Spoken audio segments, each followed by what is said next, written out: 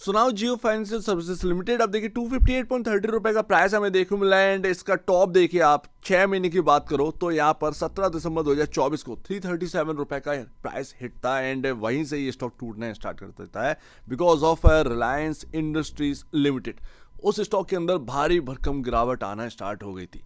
लेकिन आज का टाइम कुछ और है। आज रिलायंस इंडस्ट्रीज के अंदर एक बहुत ही सॉलिड रिकवरी देखने को मिली है जिसका इंपैक्ट जियो फाइनेंशियल सर्विसेज को देखने को मिला है। ये स्टॉक भी 200 रुपए के आसपास आ गया था, अपना जर्नी जहां से स्टार्ट करी थी उसी प्राइसिंग पर आ चुका था। रिलायंस भी वहां पर था जहां पर यहाँ पर ना बॉटम बनने की जगह थी एंड जैसे ही रिलायंस घूमता है आप देखें जियो फाइनेंशियल सर्विसेज को उसका सपोर्ट मिलता है। बट आज की डेट में आप जानना चाहते हैं कि फेयर वैल्यू क्या है, लेकिन एक खबर है जिसके ऊपर आपका ध्यान देना चाहिए। पूरे मार्केट में कहीं ना कहीं एक खुसफुस हो रही है, एक सनसनी सी है और डर भी है इस वजह से कि जियो फाइनेंशियल सर्विसेज जो है ना वो अब जो बिजनेस की बात करता वो पूरी तरीके से स्टार्ट करने वाला है। मैं अभी उसके ऊपर आऊँगा बट अगर आप देखेंगे तो यहाँ पर आपका फेयर वैल्यू सिंपल सी बात है, आप जानते ही हैं कि फेयर वैल्यू आप जो है ना निकालेंगे तो होल्डिंग से ही निकालें क्योंकि इनके पास 6% होल्डिंग है रिलायंस की, उसी से ही अभी तो एक होल्डिंग कंपनी ही है ये। आप ये नहीं कह सकते कि बिजनेस स्टार्ट हो चुके हैं वगैरह वगैरह, अभी ये होल्डिंग कंपनी ही है। एंड होल्डिंग कंपनी के अंदर ना आप देखोगे डिस्काउंट पर भी ट्रेड करते हैं बट यहाँ पर कोई भी डिस्काउंट नहीं देखने को मिलता है। यहाँ पर आपको प्रीमियम देखने को मिलता है जो कि मार्केट यहाँ पर दे रहा है। एंड आप देखेंगे जब रिलायंस 1100 का प्राइस हिट किया था ये स्टॉक सिर्फ 200 रुपए का प्राइस हिट किया था, जबकि सही मायने में आप देखोगे 1100 को हिट करने पर 160 का फेयर वैल्यू निकल रही थी जियो फाइनेंशियल सर्विसेज की, ये स्टॉक 200 पर था। सबसे पहले मैं उस खबर के ऊपर बात करता हूं जो खबर चल रही है। अब मैंने कई ब्रोकर से पता किया एंड बहुत सारे ब्रोकर जो है ना वो डरे हुए हैं, बहुत डरे हुए हैं। कंपनी जो है ना जियो फाइनेंशियल सर्विसेज वो अपना जो सब्सिडरी है ब्रोकरेज फर्म है वो स्टार्ट करने वाली। यस, अब यहां पर ना डर यही है कि जियो के आते ही ब्रोकरेज कंपनियों पर भारी भरकम नुकसान हो सकता है और भी ज्यादा। अभी तो सिर्फ और सिर्फ एक स्टार्टिंग है क्योंकि जो सेबी ने यहाँ पर ना रूल्स एंड रेगुलेशन बनाए उसकी वजह से लॉस हो रहा है बहुत सारी ब्रोकरेज कंपनियों। आप देख रहे हैं मोतीलाल ओसवाल का रिजल्ट देखिए, पिछले क्वार्टर में क्या था, इस क्वार्टर में क्या था, लॉस मेकिंग कंपनी हो गई है, सेल्स आधी रह गई। तो आप इस तरीके से आप समझिए बहुत सारे ब्रोकरेज फर्म्स जो है ना वो दिक्कत में आने वाले। एंजल वन भी प्रॉब्लम में आ गया, वो प्रॉफिटेबिलिटी किस तरीके से गिरती चली जा रही है आप देखो। तो यही मैं आपको बता रहा हूँ सेबी की वजह से लॉसेस तो हुए थे बट अब जो जियो है जो अपना लेकर आने वाली है भाई ब्रोकरेज का धंधा, उससे यहाँ पर प्रॉब्लम होने वाली है। एंड मैं आपको बताता हूँ होगा क्या, जीरो ब्रोकरेज। सिंपल सी बात है, सब जानते हैं जीरो ब्रोकरेज। आपको जो चार्जेस देने पड़ेंगे वो गवर्नमेंट वाले जो चार्जेस हैं बस उतने ही देने पड़ेंगे, इससे ज़्यादा आपसे चार्ज लिया ही नहीं जाएगा। अब ये कंपनी यहाँ पर ना जियो फाइनेंशियल सर्विसेज की जो ब्रोकरेज फर्म होगी वो क्या नाम होगा पता नहीं है, जियो सिक्योरिटीज़ या वगैरह वगैरह कुछ भी नाम हो सकता है, पॉसिबिलिटी है। जीरो ब्रोकरेज के तौर पर तो आएंगे ही, कमाएंगे कहाँ से ये देखते हैं क्योंकि भरपाई तो आपको करनी पड़ेगी। टेक्नोलॉजी का जो पैसा है और वगैरह वगैरह जो खर्चे का पैसा है वो आप कहीं ना कहीं से तो निकालेंगे।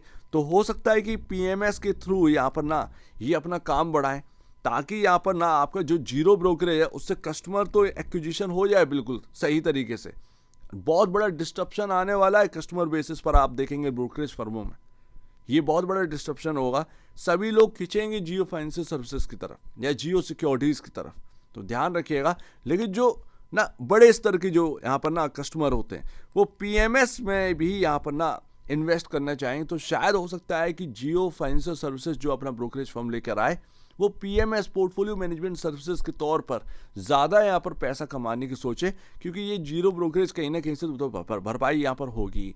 एंड मोस्टली यहाँ पर कंपनियाँ जो है ना वो 5 रुपये पर नहीं चल पा रही हैं। हो सकता है कि जीरो की जगह 5 रुपये या 10 रुपये का ही सिर्फ चार्ज रखें, बाकी कंपनियां ले रही हैं 40-50 रुपए, जियो ले 5 रुपए या 10 रुपए आपका पर ट्रेड।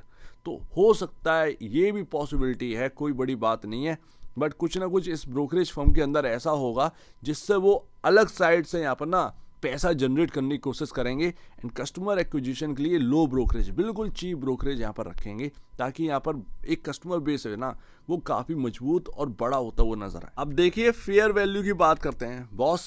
उस वक्त भी जब 200 रुपये था साइकोलॉजिकल लेवल था, मैं आपको बता कर गया था कि 200 के नीचे गया ना तो फिर गया। हर कंपनी या हर स्टॉक का अपना अलग यहाँ पर टेक्निकल बेस भी होता है, ये ध्यान रखिएगा। बट यहाँ पर सपोर्ट आपका RIL, जिस तरीके से RIL ने स्पीड अप पकड़ा यहाँ पर, एकदम से ही आप देखेंगे एकदम से ही यहाँ पर जियो फाइनेंशियल सर्विसेज में उछाल आ गई। तो ये मैं आपको बताता हूँ, जो फेयर वैल्यू है वो आज का करंट मार्केट कैप कितना चल रहा है रिलायंस का, 19,24,000 करोड़। अराउंड फिगर में आप 20 लाख करोड़ के आसपास का ले लीजिए। 6% होल्डिंग है, कितना हुआ, 1,20,000 करोड़ के आसपास का यहाँ पर आपका वो वैल्यू बनती है 6% के हिसाब से। टोटल नंबर ऑफ शेयर्स जियो के कितने हैं, जियो फाइनेंशियल सर्विसेज के, तो आपका 1,20,000 करोड़ के आसपास का जो मार्केट कैप है, उस हिसाब से अगर आप काउंट करें तो अभी आपका प्राइस जो निकलेगा 188.81 रुपए का निकलेगा, 188.81 का। करेंट में आपका प्राइस कितना चल रहा है, 258 रुपए के आसपास। तो ये डाइवर्जेंस है, इतना डाइवर्जेंस है, ना कोई डिस्काउंट है, ना ही यहाँ पर ना आपका जो वैल्यू निकल रही है होल्डिंग के हिसाब से उस वैल्यू पर आपका चलना है। दोनों ही यहाँ पर ना थोड़ा सा डिफरेंट है। मार्केट कुल मिलाकर जियो फाइनेंशियल सर्विसेज को प्रीमियम पर रखे हुए, अब वो किस वजह से रखे हुए, क्या रखे हुए, वो भाई अलग बात है, बट मार्केट प्रीमियम दे रहा है।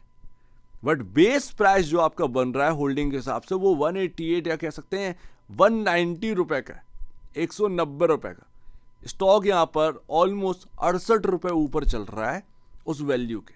साफ साफ आप ये भी समझ सकते हैं 1,20,000 करोड़ का मार्केट कैप बनता है उस होल्डिंग का, या कह सकते हो होल्डिंग की वैल्यू बनती है 6% की, ठीक है।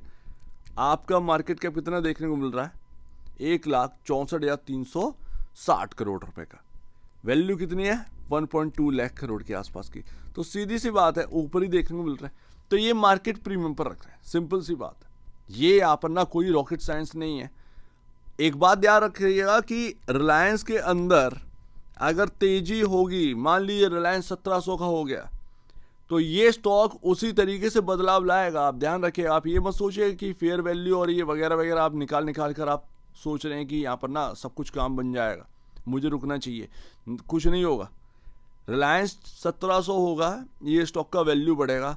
रिलायंस अगर यहाँ पर ना 1422 चल रहा है, गिरकर यहाँ पर ना 1200 का रह जाए तो भी यहाँ पर चेंजेस आएंगे। ये स्टॉक के अंदर हो सकता है कि गिरावट आए उस तरीके से, क्योंकि आपकी होल्डिंग वैल्यू घट गई है और यहाँ पर आपका जो स्टॉक है वो RIL से ही चलता है।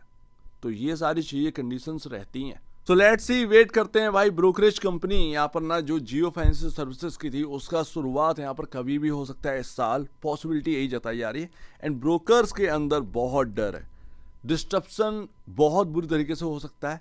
लेट्स सी कब स्टार्ट होने वाली है, बट मार्केट के अंदर कहीं ना कहीं खबर चल रही है। आप शायद आपका यहाँ पर अगर किसी के पास अकाउंट हो किसी ब्रोकर के पास, मैं बात कर रहा हूँ यहाँ पर ना full time broker, not discount broker, full time broker, अगर आप उनसे थोड़ा सा एक अनुमान लेने की कोशिश करें कि क्या चल रहा है, तो वो बताएं कि जियो फाइनेंशियल सर्विसेज की वजह से डर लग रहा है, काफ़ी डिस्ट्रप्शन आ सकता है उनके बिजनेस में, उनका यहाँ पर ब्रोकरेज का बिजनेस में काफ़ी गिरावट आ सकती है, अर्निंग्स काफ़ी उनकी कम हो सकती है। ये पूरी बात है। यहाँ पर अगर आप देखेंगे तो 200 रुपये का यहाँ पर ना काफ़ी बिग सपोर्ट है, ये आपको याद रखना है जियो फाइनेंशियल सर्विसेज में।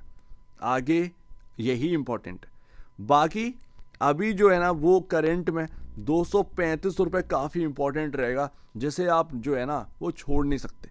पैटर्न ही कुछ ऐसा है, ठीक है ना, ये पैटर्न आपका इसका मिड पॉइंट है वो 235 रुपये। तो 235 को सब कुछ मार कर ना आगे बढ़िए। बाकी ऊपर जो है ना आप ध्यान रखिएगा, इस तरफ ये 300 के आसपास का आपका जो लेवल है ये काफ़ी रेजिस्टेंस फेस करेगा, मल्टी रेजिस्टेंस है। मतलब आप देखें सपोर्ट बने थे ये 300 पर, जिसको तोड़कर ये नीचे आया। तो मैंने आपसे कहा ना कि हर स्टॉक का एक अपना साइकोलॉजी और टेक्निकल रहता है। अभी आपका ना उसी हिसाब से सब कुछ होने वाला भी है, टेक्निकल भी काफ़ी इंपॉर्टेंट है। लास्ट मूविंग एवरेज कहाँ पर है, मूविंग एवरेज आपका है भाई 234 रुपये पर फर्स्ट एंड इम्पॉर्टेंट। ये आपका ग्रीन लाइन 50 डे में, ठीक है ना, 50 डे मूविंग एवरेज ये आपको 234 रुपये पर देखने को मिलता है। आप 100 डे मूविंग एवरेज के ऊपर भी हैं, थोड़ा सा वहीं से सपोर्ट ले रहे हैं 258 पर ही। जो बैंगनी लाइन जा रही है ये आपका 100 डे में, वो यहाँ पर 258 पर ही है, वहीं पर आपका करंट का प्राइस भी देखने को मिलता है। हालांकि थोड़ा सा रेजिस्टेंस है उस जगह पर जहाँ से ये कल ना टूटा ना, ये फ्राइडे के दिन, वहाँ पर आपका रेजिस्टेंस है।